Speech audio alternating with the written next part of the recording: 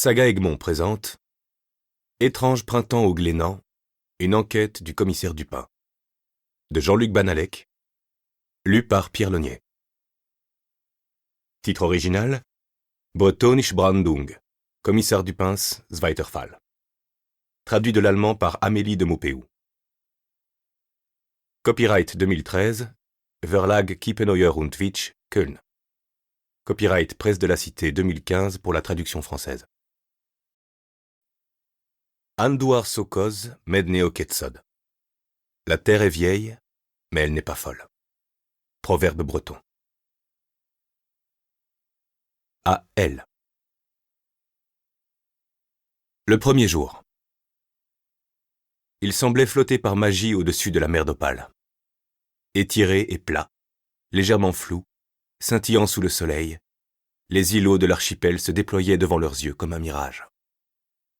Les contours des plus grandes îles, avec leur relief quasi inexistant, étaient déjà visibles à l'œil nu. La mystérieuse forteresse de Cigogne et le vieux phare de Panfray, battus par les vents.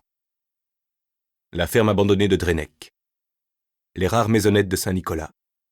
L'île principale de l'archipel, lequel formait un cercle presque parfait. Les Glénans. Un mythe. Pour les rejoindre, il fallait parcourir 2000 depuis Concarneau, la majestueuse ville bleue de Cornouailles. Depuis toujours, ses habitants considéraient ces îles comme leurs gardiennes. Jour après jour, elles constituaient leur horizon immuable. Leur apparence, précise, claire, floue, lactescente, flottante ou stable sur la mer, augurait de la météo du lendemain, voire à certaines époques, de tout le reste de l'année. Depuis des siècles, les Bretons discutaient âprement leur nombre. 7, 9, 12 ou 20 étaient les estimations les plus courantes. En tout cas, il n'y avait que 7 grandes îles. Tout le monde s'accordait sur ce point. Quant à la définition de « grand », elle sous-entendait quelques centaines de mètres de longueur tout au plus. Autrefois, voici bien longtemps, il n'y avait qu'une terre unique, démantelée au fil du temps par les flots rageurs et le ressac incessant. Quelques années plus tôt, une commission départementale avait énoncé les critères officiels définissant une île, une étendue naturelle de terre entourée d'eau, émergeant à marée haute et couverte d'une végétation permanente, pour justifier le décompte de 22 îles et îlots cernés par une infinité de roches et de rochers abrupts. Leur nombre changeait également en fonction des marées, qui, à leur tour, subissaient d'importantes variations selon la position du Soleil, de la Lune et de la Terre. Certains jours, la marée haute atteignait 2 ou 3 mètres de plus qu'à d'autres, et quand la mer se retirait, certaines îles voyaient leur surface s'accroître considérablement, quand un banc de sable habituellement immergé ne les reliait pas carrément à la terre ferme. Il n'y avait pas d'état normal qui vaille par ici. Les paysages de l'archipel étant en perpétuelle mutation, personne ne pouvait dire « Voilà les Glénans, voilà à quoi ils ressemblent ». Ce n'était pas un territoire à proprement parler, mais un entre-deux indéfinissable, mi-terre, mi-océan. Lors des effroyables tempêtes d'hiver, il n'était pas rare que d'immenses vagues balaient toute la surface des îles et qu'un gigantesque tapis d'écume uniforme change l'ensemble en mer. Des gens d'ici, on disait qu'ils étaient perdus dans le grand large, à la frontière du néant. Image aussi poétique qu'appropriée. En ce mois de mai, le matin était apparu singulièrement tôt. Avec ses températures défiant les lois saisonnières, sa lumière franche et ses couleurs vives, la journée annonçait l'été. L'air aussi était plus léger, moins chargé d'iode, de sel, de goémon et d'algues que d'ordinaire, et apportait davantage la fraîcheur indescriptible de l'Atlantique. Il n'était que 10 heures, mais le soleil dessinait déjà un horizon lumineux qui lançait çà et là des éclairs aveuglants et se reflétait sur la surface de l'eau en un cône qui s'élargissait jusqu'à la berge. Le commissaire Dupin, du commissariat de police de Concarneau, n'était pas homme à prêter attention à son environnement. Et ce lundi matin-là, il était d'ailleurs d'humeur particulièrement maussade. Il venait d'achever son petit déjeuner à l'Amiral et de commander son 3e café. Ses journaux habituels étalés devant lui, Le Monde, Ouest France et Le Télégramme, quand la sonnerie stridente de son portable l'avait fait sursauter. 3 cadavres avaient été trouvés au Glénan. Pas plus de précision pour l'instant. 3 cadavres. Il s'était mis en branle sans tarder. Le café où il débutait ses journées était situé à 2 pas du port, si bien qu'il fut rapidement à bord d'une vedette de la police. Le commissaire ne s'était rendu au Glénan qu'une seule fois depuis qu'il était en Bretagne, l'année précédente, à Pamfray, une île située en bordure est de l'archipel. Depuis 20 minutes qu'elle était en route, la vedette n'avait parcouru que la moitié du trajet. Beaucoup trop peu pour Dupin. Il avait beau aimer la mer, il détestait naviguer. En bon parisien du 6e arrondissement qu'il avait été jusqu'à sa mutation dans la région 4 ans plus tôt, il en appréciait certains aspects.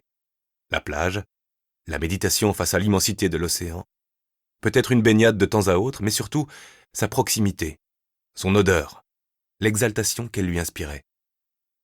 En revanche, le bateau le rebutait.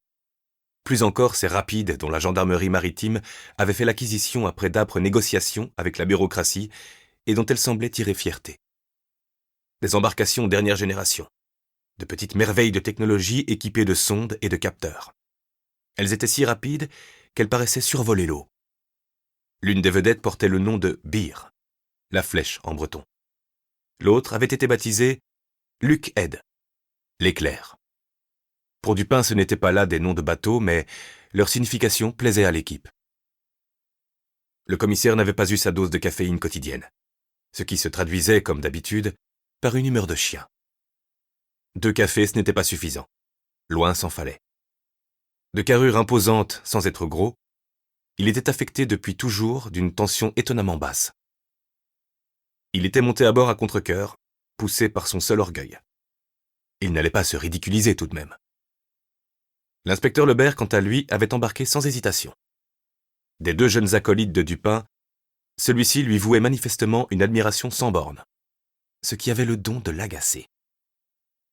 Pour sa part, le commissaire n'aurait pas hésité à parcourir en voiture la demi-heure de route qui les séparait du petit aéroport de Quimper. Il se serait installé dans le vieil hélicoptère à 2 places et aurait rejoint les Glénans par voie aérienne. Peu importait que cela prenne le double du temps et qu'il n'aimât pas beaucoup plus voler que naviguer. Hélas, son supérieur, le préfet, avait pris l'hélicoptère pour se rendre à une rencontre amicale avec son homologue des îles britanniques du canal de la Manche, Guernesey, Jersey et Alderney.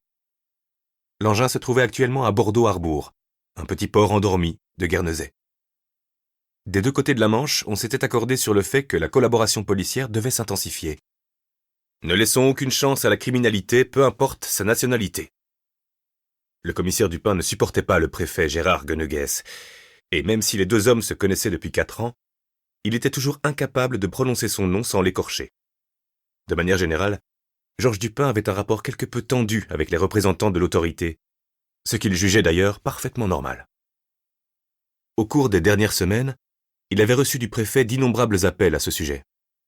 D'abord source d'agacement, ces coups de fil avaient fini par lui faire l'effet de véritables tortures.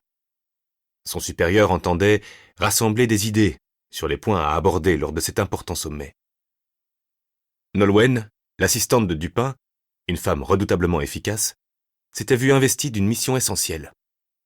Parmi les enquêtes non résolues des dernières décennies, elle devait rechercher celle qui révélait peut-être, éventuellement ou probablement un lien avec les îles de la Manche. En somme, des enquêtes qui auraient peut-être, éventuellement ou probablement pu trouver une issue si une collaboration étroite entre les 2 pays avait été mise en place. C'était tout à fait ridicule, et Nolwenn avait bruyamment renâclé. Elle ne voyait vraiment pas pourquoi le Sud devait se préoccuper de ce qui se passait au Nord, ce pays où il pleuvait en permanence et où la mer charriait des icebergs. Elle avait retourné des mètres entiers de dossiers sans trouver une seule affaire significative, au grand désarroi du préfet. La traversée de Dupin n'avait pas été facilitée par le petit incident survenu quelques instants après qu'on avait largué les amarres. Il s'était comporté en parfait terrien. Alors que la vedette se déplaçait à vive allure et qu'un vent solide soufflait à bâbord sur une mer encore très agitée, il avait voulu jeter un dernier coup d'œil aux îles. L'inspecteur Lebert et les 2 membres de l'équipe du Bir, quant à eux, s'étaient prudemment agglutinés à tribord. La vague ne s'était pas fait attendre longtemps, et Dupin était maintenant trempé jusqu'aux os. Sa veste, qu'il avait coutume de porter ouverte, son polo et son jean, son uniforme de travail entre mars et octobre, lui collaient au corps. Seules ses chaussettes étaient restées sèches, à l'abri dans ses chaussures. Ce qui irritait tout particulièrement le commissaire, c'était de ne posséder aucune information supplémentaire concernant la funeste trouvaille des 3 cadavres. Dupin n'était pas réputé pour sa patience. Bien au contraire. Quand il l'avait eu au téléphone, là-bas, l'inspecteur avec lequel il se querellait régulièrement n'avait rien pu lui apprendre de plus que ce que lui avait annoncé la voix d'homme avec un fort accent anglais qui avait appelé le commissariat quelques instants plus tôt, visiblement très agité. Les cadavres se trouvaient sur la plage nord-est du Loch, la plus grande île de l'archipel. En l'occurrence, grand signifiait 400 mètres de longueur. Inhabité, le Loch comptait un monastère en ruine, un vieux cimetière, une fabrique de soude désaffectée et, principal attrait des lieux, un lac qui avait tout d'une lagune. Là-bas avait dû assurer une bonne douzaine de fois au commissaire qu'il ne savait rien de plus que ce qu'il venait de lui communiquer. Dupin l'avait bombardé de questions. Son penchant presque fanatique pour les détails à première vue insignifiants n'était plus un secret pour personne.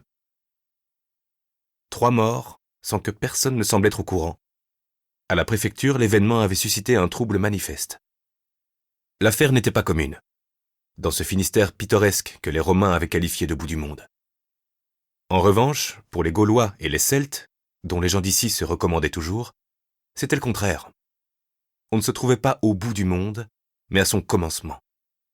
La tête du monde, Pen Arbed, et non sa fin, Finisterae. Entre-temps, le bateau avait ralenti pour adopter une vitesse de croisière modérée. La navigation n'était pas évidente par ici. La faible profondeur et la présence de rochers qui affleuraient à peine ou se cachaient sous la surface rendaient la circulation risquée, même pour des navigateurs chevronnés, et plus encore à marée basse. Le passage naturel qui séparait Bananec du grand banc de sable de Pamphret constituait l'accès le plus sûr vers l'archipel.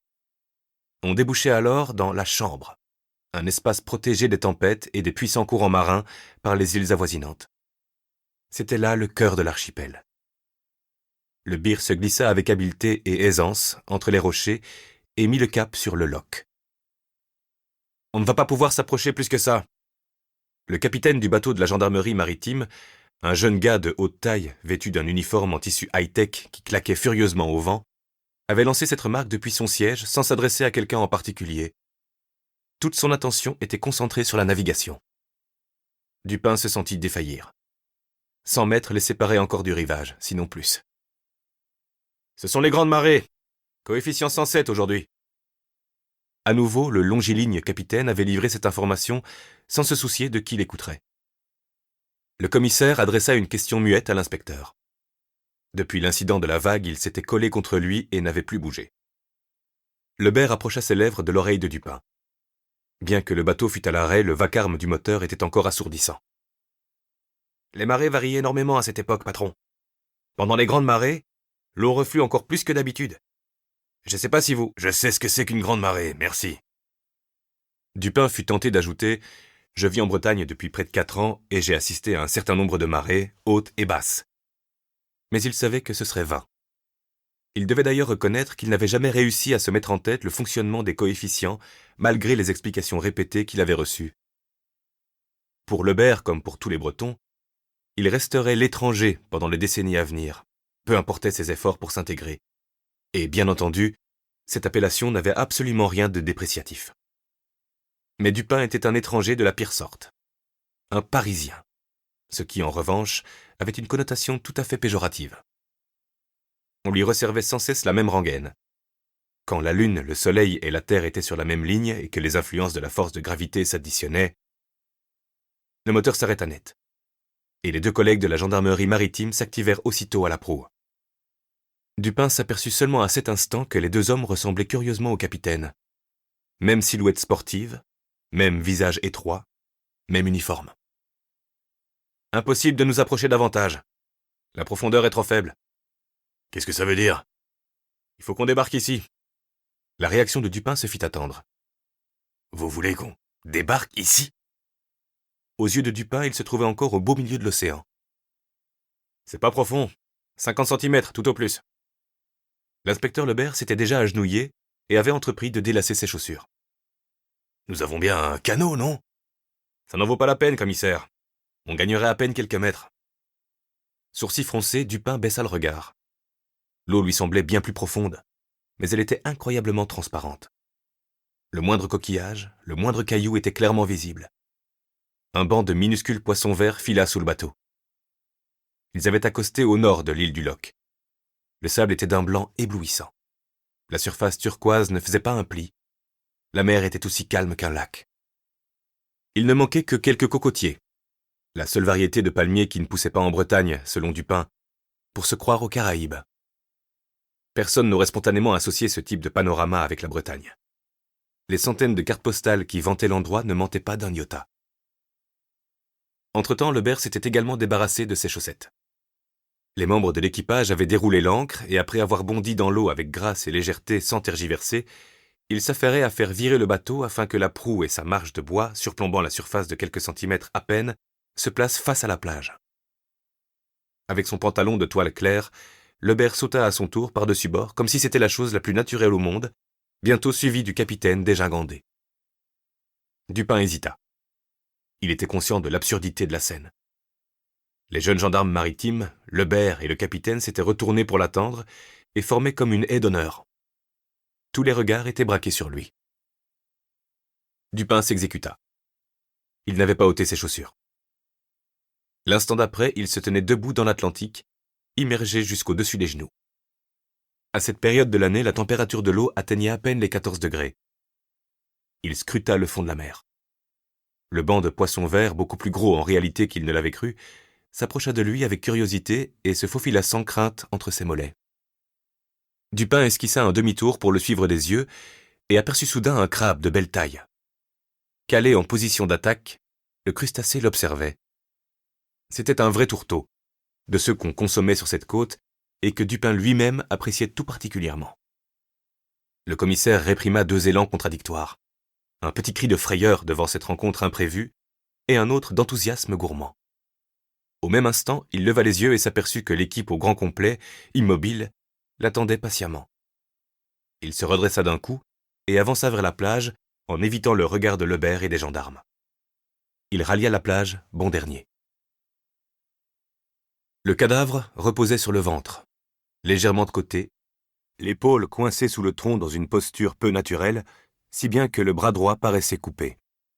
Le gauche, visiblement brisé, était replié. La tête reposait sur le front, comme si quelqu'un l'avait placé ainsi à dessein, et on ne distinguait pas le visage. Les larges déchirures de la veste bleue et du pull laissaient apparaître de profondes plaies qui zébraient le dos, le cou et le bras gauche. Le bas du corps semblait quasi intact, et les solides chaussures de voile étaient manifestement neuves. L'homme n'était pas très grand. Dans une telle position, il était malaisé de déterminer son âge, mais Dupin l'estima à quelques années de plus que lui. La quarantaine bien sonnée, voire la cinquantaine. Le commissaire s'agenouilla pour l'inspecter de plus près. La mer l'avait déposé en haut de la plage, à quelques mètres de la lisière où le sable blanc qui remontait en pente douce cédait la place à une végétation d'un vert vif. « Les autres se trouvent là-bas, presque côte à côte, » dit Lebert en désignant un emplacement non loin. « Ils sont à peu près dans le même état que celui-ci. » Dupin aperçut les collègues de la gendarmerie maritime, dressés à côté d'une masse sombre, à une centaine de mètres. Le fait que son équipe ne soit pas la seule ne lui était pas venu à l'esprit. « Ces cadavres ont vraiment une sale tête, » ajouta Lebert d'une voix blanche. Il n'avait pas tort. Quel médecin légiste attendons-nous ? Le docteur Savoir devrait arriver d'un moment à l'autre. Il est embarqué sur l'autre bateau. L'inspecteur là-bas l'accompagne. Ben voyons, comme par hasard. L'antipathie qui régnait entre le commissaire et le docteur Savoir était notoire. Le docteur Lafont avait un rendez-vous à Rennes ce matin. D'habitude, Nolwenn s'arrangeait toujours pour que le vieux docteur Lafont, un homme grincheux mais redoutablement efficace, soit convoqué quand Dupin était chargé d'une enquête. Le capitaine Dubire les rejoignit d'un pas décidé. « 3 hommes, tous trois âgés d'une petite cinquantaine d'années, » commença-t-il d'une voix posée, sérieuse. « On ignore leur identité pour le moment. Selon toute probabilité, leurs dépouilles ont été rejetées par la mer pendant la dernière marée. Ils se trouvent assez haut sur la plage. Les courants sont parfois puissants au Glénan, surtout pendant les grandes marées. Nous avons pris nos appareils photos. Nous documentons tout. » « La mer est à son niveau le plus bas, là ?»« Presque, oui. » Le gendarme maritime jeta un bref coup d'œil à sa montre. « L'étale de basse mer remonte à 1h30. Elle doit être en train de remonter maintenant. » Dupin calcula rapidement. Il est 10h45, la dernière marée basse était donc à... Ce matin à 9h15. L'avant-dernière, hier soir à 20h50. 12h25 auparavant. La marée haute a donc dû être enregistrée cette nuit à 3h03. Ce calcul n'avait pas pris plus de 3 secondes. Mais le regard du gendarme était dépourvu de la moindre trace de triomphe. Avons-nous reçu des avis de disparition ? Chez nous ou chez les sauveteurs en mer, peut-être ? Non, commissaire, rien pour le moment. Mais ça peut encore venir. Le loch est inhabité, n'est-ce pas ? Ouais. Saint-Nicolas est la dernière île habitée de l'archipel, mais compte peu de résidents en réalité. 10, 15 tout au plus, pendant la haute saison. Personne ne reste donc sur l'île pendant la nuit, je présume. Il est formellement interdit de camper sur l'archipel. Il y a bien quelques aventuriers qui tentent l'expérience pendant l'été. Nous allons faire le tour de l'île au cas où. Peut-être que des embarcations ont mouillé dans la chambre, devant le loch, cette nuit. C'est un lieu de mouillage très apprécié. Nous n'allons pas tarder à le savoir. Comment vous appelez-vous ? Ce jeune gendarme maritime calme et efficace plaisait à Dupin. Mon nom est Kirek Goulk, commissaire. Kirek Goulk. Ouais, c'est bien ça. Ah, c'est un nom très... Enfin, c'est tout à fait breton. Le jeune homme ne releva pas et resta de marbre. Dupin s'éclaircit la voix et tenta de se concentrer de nouveau sur l'enquête. L'inspecteur Lebert dit que l'Anglais qui a découvert les cadavres était à bord d'un canoë. Oui, les touristes sortent en kayak de mer. C'est très couru par ici. Pas encore trop en cette saison, mais on en voit déjà quelques-uns. Ils se mettent en route de si bonne heure ? Ouais, c'est ce qu'ils préfèrent. À midi, le soleil tape trop quand on est sur l'eau. L'homme n'a pas accosté, si j'ai bien compris. Il n'a pas quitté son kayak. D'après ce que nous savons, non. On ne relève aucune trace de pas sur la plage d'ailleurs. Dupin n'y avait même pas pensé. Le sable, vierge après chaque marée, gardait trace de tout mouvement, toute empreinte. Où se trouve cet homme ? À Saint-Nicolas, il nous attend sur le quai. Un deuxième bateau va amener un confrère sur l'île pour l'interroger. Ordre de l'inspecteur là-bas. Un ordre de l'inspecteur là-bas ? Ouais, c'est bon, laissez tomber. L'heure n'était pas aux susceptibilités. Dupin eut toutes les peines du monde à extraire de sa veste encore humide un des innombrables carnets Clairefontaine rouges qui l'accompagnaient pendant ses enquêtes, et se démena tout autant pour dénicher un de ces stylos bics qu'il achetait par pack entier, tant il les perdait vite. C'était inexplicable. A-t-on enregistré un naufrage quelque part ? À peine posée, la question lui apparut superflue. Si cela avait été le cas, il en aurait entendu parler, bien sûr. Le jeune gendarme accueillit néanmoins sa demande avec une patience bienveillante. Nous n'avons rien entendu de tel, commissaire. Cela dit, si un bateau avait chaviré hier soir ou pendant la nuit, le signal de sa disparition pourrait prendre un moment avant de nous parvenir. Tout dépend de la taille du bateau, ça va de soi, et de l'équipement dont il dispose. Sans oublier l'endroit où l'incident aurait pu avoir lieu, la destination du bateau et la probabilité qu'il soit attendu quelque part. Dupin prit quelques notes, sans réelle conviction. Comment était la météo cette nuit ? On a eu un avis de tempête ? Ne vous laissez pas induire en erreur par le temps qu'il fait aujourd'hui, commissaire. Un orage a longé toute la côte hier soir.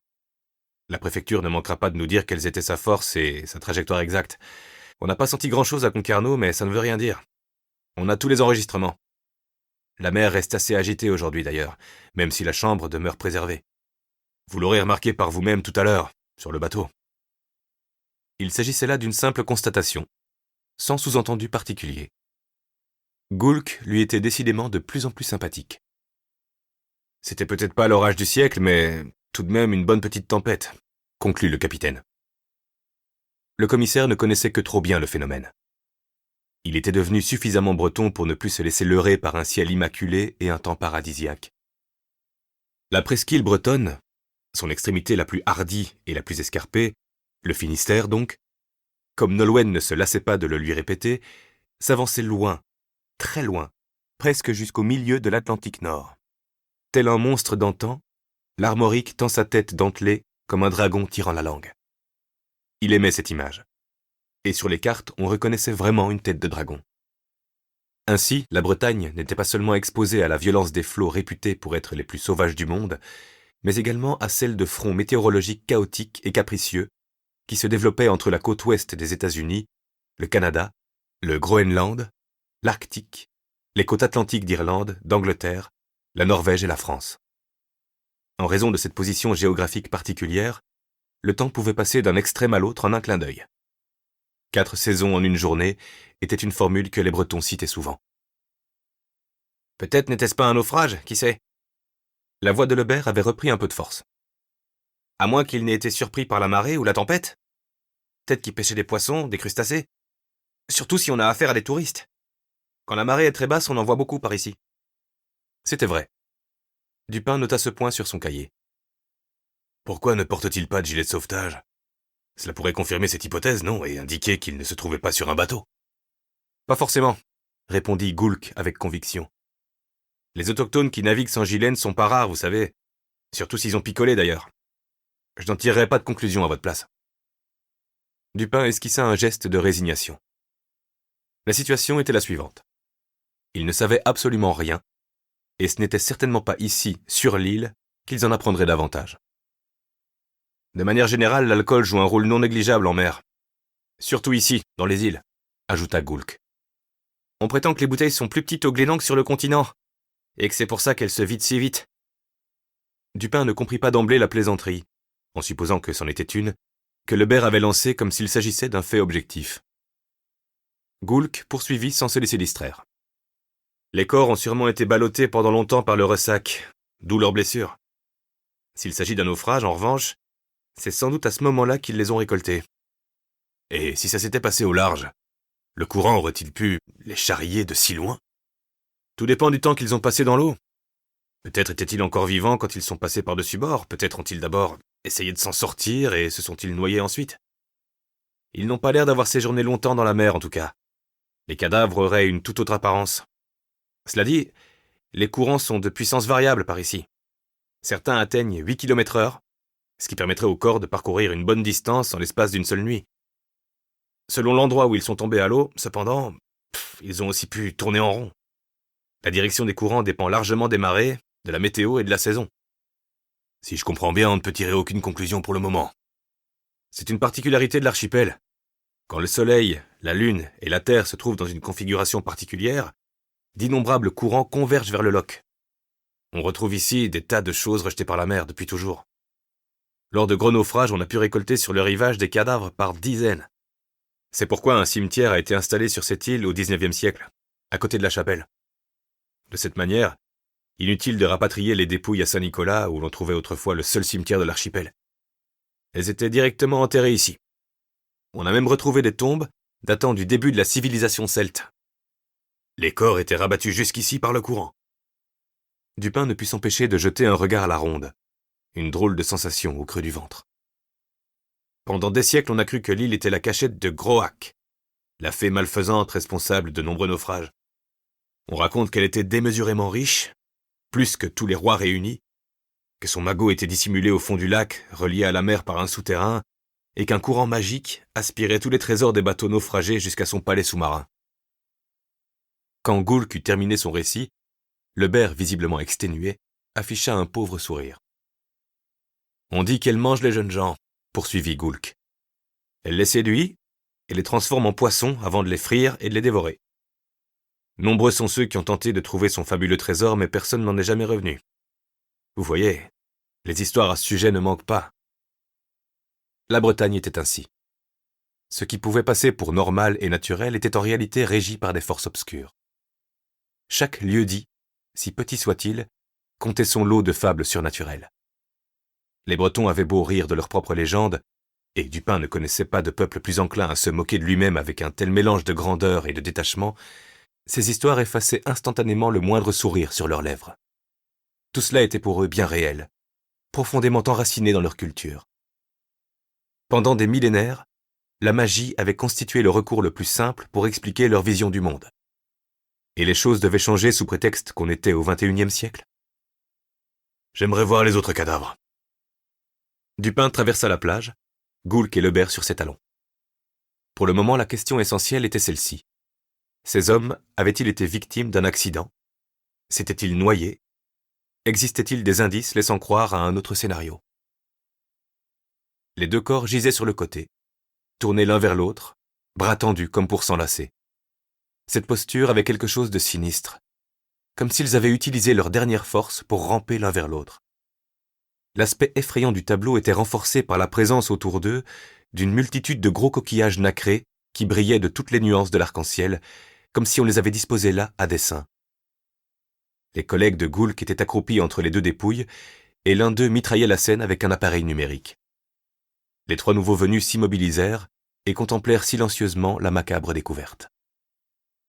Puis Dupin se détacha du groupe pour contourner lentement les cadavres en s'arrêtant de temps à autre afin de les observer de plus près. Il retrouvait les mêmes entailles profondes, presque uniquement sur les jambes pour l'un, sur tout le corps pour l'autre. Les mêmes vêtements déchirés, pantalons de coton, polo, veste polaire, chaussures solides, et partout, même dans les plaies, des algues et du fucus. Le gendarme armé d'un appareil photo se releva lentement. Comme pour celui qu'on voit là-bas, ces hommes ne portent pas de traces apparentes de coups et blessures, autres que d'éventuels chocs contre les rochers pendant qu'ils dérivaient. Il n'est pas nécessaire de blesser quelqu'un pour le tuer quand on est en mer. Il suffit d'une pichenette un peu énergique et il est à l'eau. Par temps d'orage ou à marée haute, même le nageur le plus averti n'a aucune chance de s'en sortir. Allez donc ensuite essayer de retrouver trace d'une pichenette. Goulk avait raison, évidemment. Avec l'océan, il fallait raisonner différemment. « Le 2e bateau arrive !» Dupin sursauta. Goulk pointait un doigt vers le large, où le Luckhead s'approchait à grande vitesse du Bir. Il ne ralentit l'allure que quelques mètres avant de l'atteindre et se rangea parallèlement à celui-ci avant de s'immobiliser. Dupin observa la manœuvre qu'il avait expérimentée peu de temps auparavant. Il reconnut les silhouettes de Labat et du docteur Savoir, celles du capitaine et d'un autre gendarme qui se tenait déjà dans l'eau pour redresser l'embarcation. Tous sautèrent du bateau sans hésiter et se dirigèrent d'un pas sûr vers la plage. Labat, fidèle à lui-même, en tête de peloton. « Nous avons déposé un confrère à Saint-Nicolas pour qu'il interroge l'Anglais qui a découvert les cadavres. Nous allons recevoir son rapport d'ici peu. 3 morts, c'est une grosse affaire. » Avant même d'être sorti de l'eau, Labat s'était mis au travail en adoptant le ton diligent qu'il affectionnait et que Dupin ne supportait pas. « Nous ne savons même pas si cette affaire est de notre ressort, inspecteur. Que voulez-vous dire, patron ? À première vue, on pourrait conclure à un accident. Est-ce que cela nous dispense de rassembler tous les indices nécessaires pour comprendre ce qui s'est passé ici ? Quel imbécile ! Songea Dupin en prenant conscience de son humeur particulièrement irritable, due sans doute à cette matinée exécrable, mais aussi à l'arrivée du second bateau.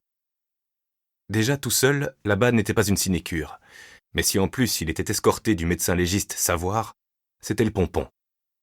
Ce type gauche, au langage empoulé, n'allait pas manquer de leur servir un spectacle digne des meilleurs épisodes des experts, en inventant des complications infinies sans parvenir au moindre résultat concluant. Dupin s'aperçut au même instant que le gendarme qui l'accompagnait portait une valise énorme, manifestement très lourde, qui cachait sans aucun doute le matériel high-tech de Savoir. Il devait à tout prix rester concentré. Peut-être serait-il débarrassé de cette affaire d'ici quelques heures. « Oh, commissaire !» La voix de Savoir était teintée d'une sorte de fierté grotesque, comme s'il avait accompli un exploit simplement en reconnaissant Dupin. « Est-ce que nous avons des premières conclusions ?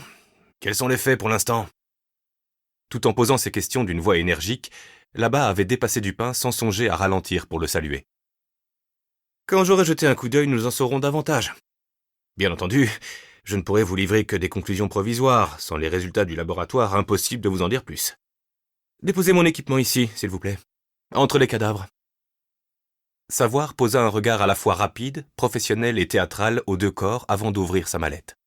« Est-ce que tout a été documenté ? Les photos ont été prises ? » ?»« Oui, c'est fait. Pour les 3 victimes, » intervint Goulk. « Serez-vous en mesure de nous dire si les victimes se sont noyées ? » Savoir considéra Goulk d'un air indigné. « Bien sûr que non. Hors de question que je m'adonne à des spéculations sans fondement. Peu importe l'urgence de l'enquête, tout cela demande du temps. » Dupin eut un petit sourire. Impeccable. Manifestement, on n'avait pas besoin de lui ici. Il s'approcha de Lebert et de Goulk. « Je vais faire le tour de l'île. » Il ne savait pas lui-même ce qu'il cherchait exactement.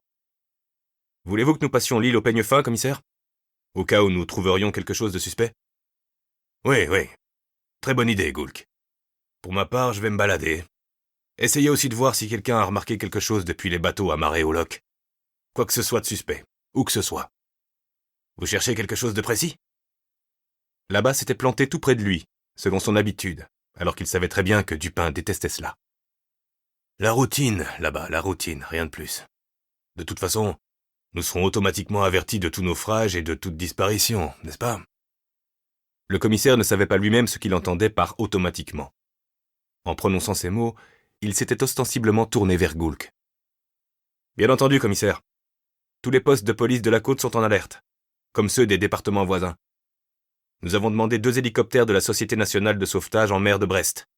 Ils quadrillent la région depuis 1 heure déjà. »« Très bien, Goulk, très bien. Lebert, ne vous éloignez pas trop de lui. Je veux être tenu au courant de tout en permanence. Là-bas, dès que savoir vous donne le feu vert, fouillez les cadavres pour trouver des papiers d'identité ou quelque chose qui nous permette de les identifier. Là-bas se tut. Il fallait bien que quelqu'un s'en charge, et le commissaire était en droit de décider à qui revenait cette tâche. Cette réflexion simple sembla crisper ses traits qui prirent soudain une expression douloureuse. « Ne négligez aucun détail là-bas. Nos téléphones portables fonctionnent sur les îles, Lebert ? On a installé un nouveau poteau électrique sur Pamphret l'année dernière. Rien de bien révolutionnaire, mais depuis la communication est à peu près fiable. » Lebert scruta l'île du Loch comme s'il cherchait à apercevoir le poteau de Pamphret. « Comment ça, à peu près ? » « Eh bien, plusieurs facteurs entrent en jeu. » « Pouvez-vous être un peu plus précis ? » ?»« C'est important tout de même, » se dit Dupin. « Ma foi, ça varie surtout en fonction du temps. S'il fait mauvais, il faut s'attendre à ne pas avoir de réception du tout. S'il fait beau, en principe, tout va bien. Mais parfois, ça fonctionne pas. On sait pas pourquoi. Tout dépend si vous êtes sur l'eau ou sur la terre. Et bien entendu, ça dépend aussi de l'île sur laquelle vous vous trouvez. Sur Bananec, par exemple, il n'y a pas de signal, bien qu'elle soit à 2 pas de Saint-Nicolas. » Dupin se demanda comment c'était possible, d'un point de vue purement technique, et pourquoi Lebert avait une connaissance aussi fine du sujet. « Et ici, sur l'île du Loch, la communication devrait être stable aujourd'hui. Je suis donc probablement joignable, si je comprends bien. »« Probablement, ouais. Ah, et ne vous étonnez pas, commissaire. Parfois, sur l'archipel, on voit des choses qui disparaissent par la suite. Il y a aussi des bruits étranges. Ça a toujours été comme ça, c'est tout à fait normal. » Dupin n'avait pas la moindre idée de ce qu'il devait répondre à cela. Il se retourna, passa une main dans ses cheveux et entreprit de longer la plage vers l'ouest pour rejoindre ensuite son extrémité la plus ventrue, au sud de l'île. Où que l'on pose le regard, le paysage était vraiment époustouflant. Un sable blanc et fin comme du sucre glace, des plages qui descendaient en pente douce vers la mer et où l'on ne distinguait même pas le bord de l'eau tant elle était transparente. Sa teinte turquoise, claire et lumineuse, se transformait en opale puis en bleu ciel, épousant 1000 nuances, et ce n'était que bien plus loin à l'horizon qu'elle s'assombrissait tout à coup. Bien sûr, la présence envoûtante de l'océan se ressentait également à Concarneau, mais ici, au Glénan, c'était encore différent. On n'était pas au bord de la mer, on était dans la mer. Outre le goût sur les lèvres et l'odeur omniprésente, la sensation était plus profonde, plus pénétrante. Plus séduisante encore était la lumière, puissante, directe, sans être agressive. Une clarté douce qui s'insinuait de toutes parts et qui semblait ne pas avoir de source précise, comme si elle ne provenait pas seulement du soleil, mais de divers endroits. Elle jaillissait du ciel dans son ensemble, de toutes les directions, les hauteurs et les couches. Mais surtout, elle venait de la mer. La luminosité se multipliait à l'infini, se reflétait dans l'atmosphère, dans l'eau, et gagnait à chaque fois en densité. Les quelques parcelles de terre réparties sur l'océan étaient bien trop dérisoires pour en absorber ne serait-ce qu'une infime partie. Dupin n'avait jamais vu autant de lumière qu'en Bretagne. Et jamais il n'avait eu au-dessus de sa tête un ciel aussi haut, aussi démesuré. Toutes ces perceptions étaient encore plus fortes ici, au Glénan.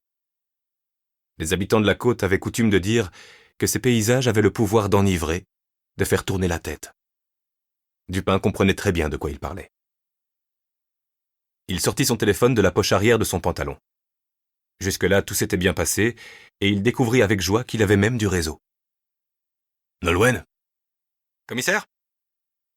Dupin avait oublié que sa secrétaire avait eu un rendez-vous important ce matin, chez le vieux Bernays Pellier, son médecin traitant. Un homme au physique noueux. Elle n'était pas encore passée au bureau. « Dites-moi, vous n'êtes pas encore au courant de ce qui s'est passé, n'est-ce pas ? » « Non, je m'apprêtais justement à appeler là-bas. Apparemment, il a essayé de me joindre 3 fois. »« Nous avons 3 cadavres, au Glénan, sur l'île du Loch, pour être précis. Ils ont été rejetés par la mer et on ne les a pas encore identifiés. Pour l'instant, notre hypothèse est l'accident. » « Décidément, ils échouent tous sur l'île du Loch. Les Glénans ont toujours été synonymes de naufrage, vous savez. Comme d'habitude, Nolwenn était restée parfaitement maîtresse d'elle-même. Si tu veux apprendre à prier, va en mer, dit-on ici. Nolwenn affectionnait les vieux dictons.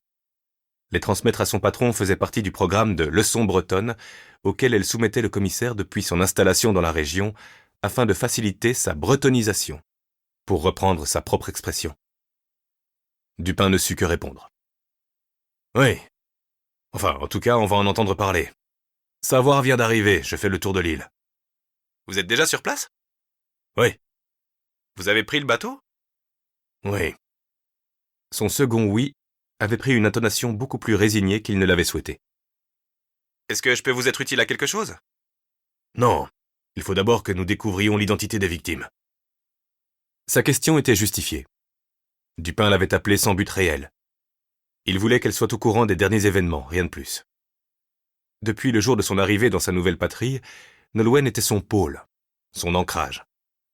Extrêmement compétente et pragmatique, elle était dotée d'une qualité inestimable. Rien dans le monde, et même au-delà, se disait parfois Dupin, ne pouvait la faire sortir de ses gonds. D'ici 3 semaines, elle partirait en congé pour la première fois depuis 2 ans. Elle partait loin, en bordure méditerranéenne des Pyrénées, à Port-Bou. Depuis qu'il le savait, Dupin sentait la nervosité le gagner. Elle avait prévu de s'absenter 15 jours entiers. Le préfet va sûrement vouloir s'entretenir personnellement avec vous dans la journée, après son rendez-vous à Guernesey. Nous avions convenu d'un rendez-vous téléphonique dans l'après-midi, mais dans ces conditions, je crains que ce ne soit impossible. Je vais laisser un message à son bureau. Ah, très bien, formidable, faites-le. La ligne est mauvaise ici. Il s'en doutera, je me trouve pour ainsi dire au milieu de la mer. Le préfet connaît l'existence du nouveau pylône de Pamphret, patron. Son inauguration a été un véritable événement, même si le signal pourrait en effet être meilleur. Mais vous êtes au milieu d'une enquête, non? 3 cadavres, pour la Bretagne, c'est pas rien. Peu importe comment ils sont morts. C'est aussi dans l'intérêt du préfet que vous éclaircissiez cette affaire au plus vite. L'humeur de Dupin s'améliora pour la première fois de la journée.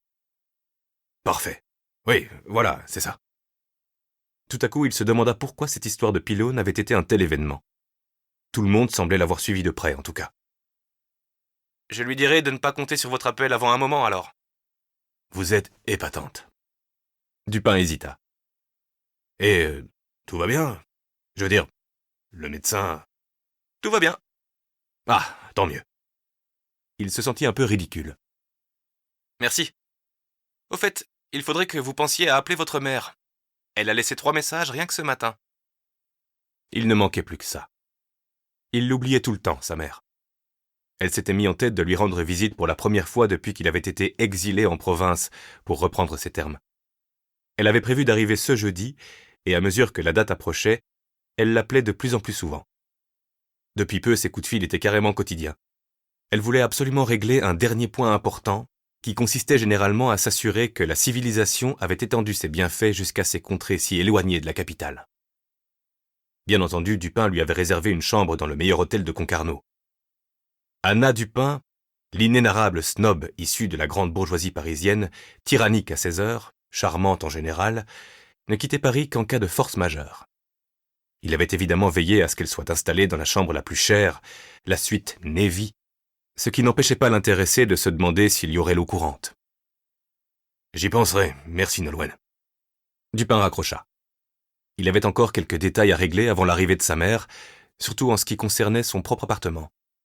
Il n'était pas tellement en désordre, mais le commissaire n'avait aucune envie de s'exposer à des commentaires sarcastiques.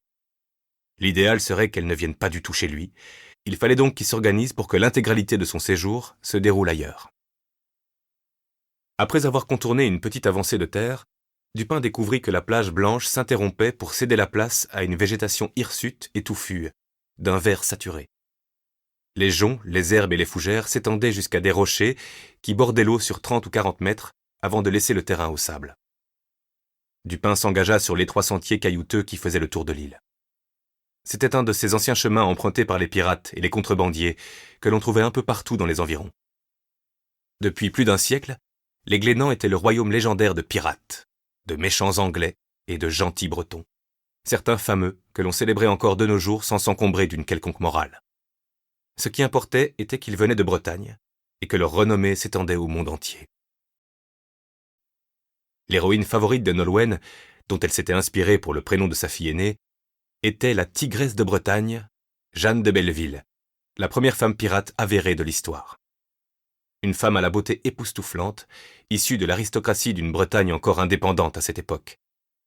Aidée de sa flotte de 3 navires et de sa grande témérité, elle avait eu raison des innombrables bâtiments armés jusqu'aux dents de son ennemi juré, le roi de France. À l'extrémité ouest se détachaient les contours de la soudière. La soude industrielle était produite à partir d'algues et servait à la fabrication de verre, de peinture ou de produits d'entretien. Difficile à croire aujourd'hui, mais au début du XXe siècle, il s'agissait d'une véritable matière précieuse. Enfin, depuis cet endroit, on apercevait l'étonnant lac à l'aspect presque irréel. Son incroyable couleur, à laquelle il devait une partie de sa renommée, avait une intensité surprenante. Un vert gris-bleu lumineux, presque phosphorescent. Dupin repensa au récit de Goulk, ses histoires de sorcières, de Groac. Il comprenait à présent pourquoi ce lac inspirait l'imagination féconde des conteurs. Un bref frisson le parcourut. Des images de grottes sous-marines formant des labyrinthes dans une eau noire comme de l'encre surgirent malgré lui dans son esprit. Dupin s'était figuré que ce serait une bonne idée de faire quelques pas au grand air, de jeter un coup d'œil sur les environs. Maintenant, il se rendait compte que cela n'avait pas vraiment de sens. Quoi qu'il soit advenu, cela ne s'était sûrement pas produit sur le loch. Il n'y trouverait donc rien d'intéressant. En fin de compte, il n'avait rien à faire là. L'important était de découvrir l'identité des 3 malheureux et de comprendre ce qui leur était arrivé, mais ce n'était certainement pas en restant ici qu'il pourrait avancer sur ces 2 questions. Jusqu'à présent, cette journée n'était vraiment pas une réussite. Le commissaire avait peu et mal dormi. Son sommeil s'était amélioré ces derniers temps, tout au moins par rapport à l'ordinaire, mais il avait été agité toute la nuit sans raison précise. Ce qui était certain, c'est qu'il lui fallait un café. À tout prix, tout de suite. Dupin sortit son téléphone de sa poche. « Lebert ? Commissaire ? Pourriez-vous demander à Goulk si le bir peut me ramener à Saint-Nicolas ? » À Saint-Nicolas ? Maintenant ? Exactement. Un silence lui répondit, pendant lequel le commissaire entendit littéralement Lebert se demander ce que son patron pouvait avoir à faire à Saint-Nicolas. Après plusieurs années de collaboration, l'inspecteur avait cependant compris qu'il était vain de poser certaines questions à ce supérieur grognon et entêté. Il y avait des combats qui valaient la peine, et d'autres qui ne menaient à rien. « Je suppose que Saint-Nicolas est la métropole locale de l'archipel, non ? Goulk pourra aller chercher ses confrères et moi j'en profiterai pour échanger quelques mots avec l'anglais. »« Je vais en parler à Goulk. Il faut que vous reveniez sur la plage, en tout cas, on ne peut pas venir vous chercher ailleurs. »« Pas de problème, j'arrive tout de suite. »« Très bien. »« Lebert, le bistrot de Saint-Nicolas sera bien ouvert à cette heure-ci. »« Le bistrot ? » ?»« Le café, je veux dire. »« Je n'en sais rien, chef. »« Bon, on verra. » Avec leur cordage tressé d'un bleu délavé par la mer, les cages à homards en bois étaient empilées par douzaines. Habilement superposées par endroits, en vrac à d'autres, elles formaient comme une chaîne montagneuse à droite du quai principal. Dupin s'était installé sur l'une des chaises dispersées dans le bar. Un peu branlantes, elles étaient recouvertes d'un vernis tout aussi écaillé que celui des tables assorties. Le commissaire détaillait avec intérêt les cagettes à crustacés. De toute évidence, le 4 Vents n'avait pas été conçu pour être un restaurant, un bar ou un café. Le bâtiment avait été jadis un hangar à bateaux pour la première compagnie de sauvetage en mer de la côte. Si son siège se trouvait à Concarneau, sa dépendance principale était domiciliée ici, car les opérations étaient très fréquentes dans cette zone. Il avait plus d'1 siècle d'âge. Et si quelques aménagements simples avaient été entrepris à l'intérieur, l'extérieur était resté en l'état. À sa gauche, se dressait une petite annexe provisoire en bois blanc, ainsi que le corps de bâtiment en pierre. Percé de grandes baies vitrées, celui-ci était relié à la salle principale du restaurant et offrait ainsi suffisamment d'espace pour quelques tables supplémentaires. Le menu du 4 Vents n'était pas bien riche. Quelques boissons, des bières pour la plupart, du vin, quelques alcools plus forts, 2 plats du jour au choix, la pêche du matin ou une entrecôte, des sandwichs garnis de diverses rillettes de poisson, une soupe et sa rouille, la variété habituelle de fruits de mer qu'offrait l'Atlantique, crabes, araignées de mer, diverses espèces de crustacés et d'escargots, bulots, bigorneaux, palourdes, praires et ormeaux, et bien sûr, les inévitables homards des Glénans. Au-dessus de l'entrée principale, une planchette de bois annonçait « bar » en lettres blanches sous lesquelles on lisait « Les 4 vents », qu'encadraient des silhouettes de mouettes en plein vol. Devant le hangar, les rails qui s'enfonçaient dans la mer étaient encore visibles. Par ce stratagème astucieux, le fier bateau de la compagnie de sauvetage glissait rapidement dans les flots et pouvait manœuvrer par ses propres moyens. L'humeur de Dupin s'était radicalement améliorée depuis qu'il était attablé aux 4 vents. Cet endroit était merveilleux. Il avait eu un véritable coup de foudre en le découvrant, et l'avait instantanément rangé dans la liste des lieux exceptionnels qu'il tenait depuis aussi loin que le portaient ses souvenirs. L'inventaire des endroits qui le rendaient heureux. Aux 4 vents, tout était authentique. Aucun arrangement, aucune décoration ne visait à créer artificiellement un site idyllique. Et le résultat était là. Le bar n'était en rien paradisiaque, il était sublime. De plus, le café y était parfait, et Dupin savourait sa 2e tasse. Point de serveur ou de serveuse ici pour satisfaire la clientèle, il fallait remplir soi-même son plateau de bois au bar avant de s'asseoir où l'on voulait. Dupin s'était installé contre le mur de l'annexe pour avoir une vision globale des lieux. Sur la gauche, à une trentaine de mètres environ de sa table, se dressait la plus grosse bâtisse de l'île. L'ancien corps de ferme longitudinal avait autrefois servi de siège à la légendaire école de voile locale, les Glénans, avec un S, au contraire des îles qui n'en prenaient pas. Fondée par un groupe d'idéalistes issus de la résistance à la fin de la Seconde Guerre mondiale, elle s'était par la suite développée au point de devenir l'une des écoles de voile les plus réputées au monde. Elle n'avait pas tardé à s'étendre sur 5 îles et comptait en outre des succursales dans 12 pays. L'édifice d'un blanc éclatant avait dû être rénové récemment. Dans ces régions maritimes, les peintures les plus résistantes perdaient leur éclat en l'espace de quelques mois, attaquées sans pitié par le soleil, le sel, l'humidité et le vent. Devant l'école de voile s'étendait une petite place tout en longueur, bordée par 2 viviers dont les solides murs extérieurs formaient comme une sorte de rempart. Les bassins étaient à moitié recouverts d'une remise qui servait de bar à huîtres en été. L'endroit n'était pas bien élégant, rien ici n'était chic, sans chichi ni manière, mais les huîtres y étaient succulentes. La façade de la remise était ornée d'une fresque qui contrastait étrangement avec le reste des lieux, toujours en harmonie avec la nature environnante. L'immense peinture, d'un style volontairement naïf, regroupait dans un immense panorama surréaliste tous les paysages typiques et emblématiques des Glénans, en les complétant par des éléments mythiques.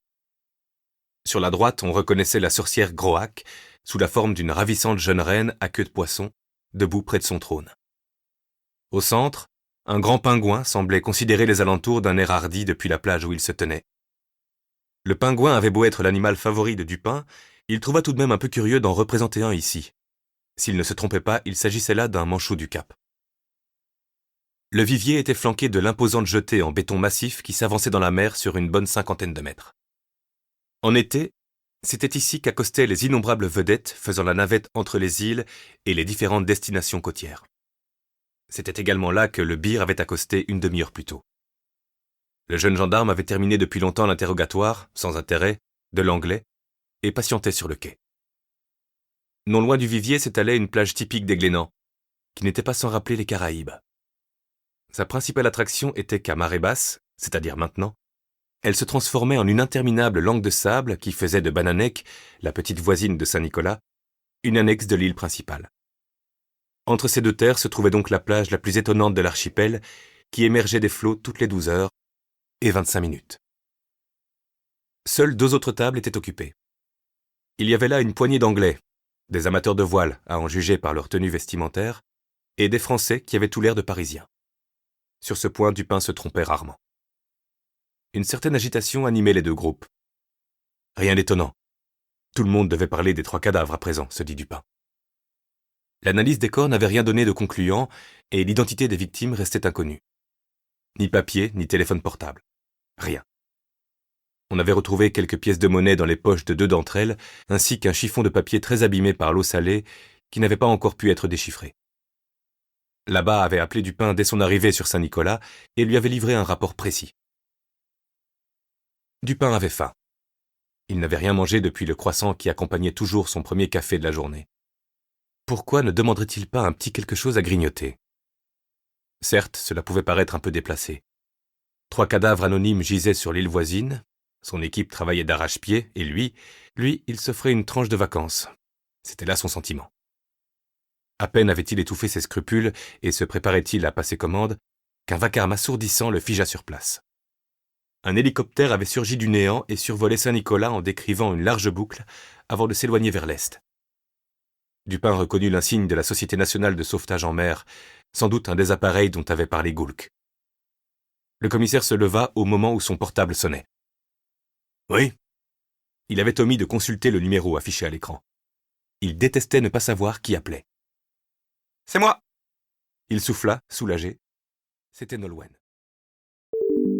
Nous espérons que vous avez apprécié cet aperçu. Pour continuer à écouter ce livre audio sur Google Play Livres, utilisez le lien dans la description de la vidéo.